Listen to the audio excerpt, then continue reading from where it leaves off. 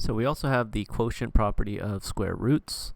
And what does it state? It says that if we have a square root of a over b, where b is not 0 and a is greater than or equal to 0, then it is equal to the square root of a over the square root of b.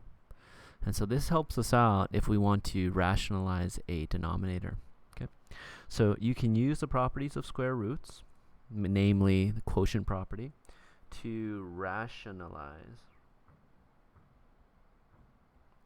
the denominator. This involves multiplying the numerator and denominator by a fraction that eliminates the radical in the denominator.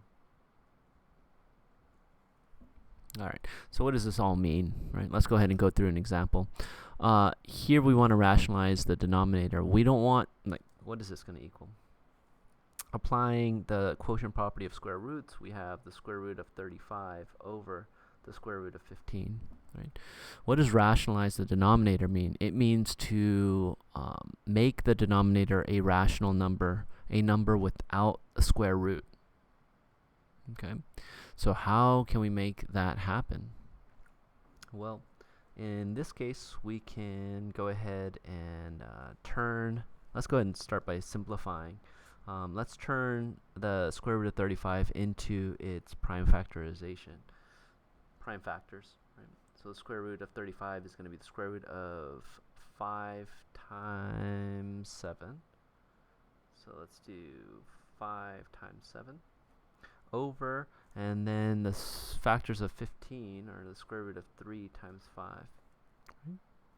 Alright, so now what can we do? We can go ahead and separate these, and we could say the square root of 5 times the square root of 7 over the square root of 3 times the square root of 5. Great. And so we have a factor in the numerator. It's a square root of 5, and a square root of 5 factor in the denominator. So those cancel out. Right? And so what does that leave us with? It leaves us with the square root of 7 over the square root of 3. Alright, so now that we simplified our fraction, right, we want to rationalize the denominator. And so how can we do that? We can multiply the numerator and the denominator by the square root of 3 over the square root of 3. Because what is the square root of 3 over square root of 3? It's 1. Right? And multiplying any number by 1 just gives us that same number. So this is a legal move, right? And so how does that help us here? So that becomes square root of 7 times the square root of 3 over the square root of 3 times the square root of 3. And so what is the square root of 3 times the square root of 3? It's just 3. Right? So we've rationalized the denominator. We've turned it from being a expression involving a square root to a number without a square root. Right? It's called rationalizing the denominator. And up in the numerator, we have the square root of 21. And so this is our simplified version of this fraction.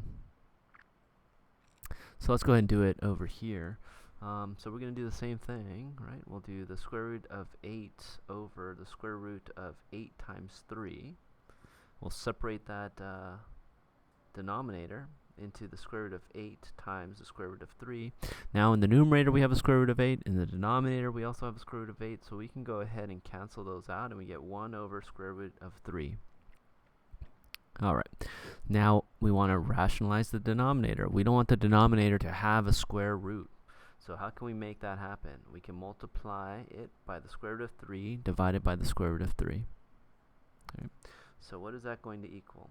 Well, we know to multiply fractions, we multiply straight across. So 1 times the square root of 3 is just going to be the square root of 3. And in the denominator, we have 3 times square root of 3 times the square root of 3. And that's going to be equal to just 3. Right? So we've rationalized the denominator. And how did we do it? By multiplying by a fraction, right, where we have the square root of 3 over the square root of 3. And so this is our final answer here, or our simplified version of the fraction.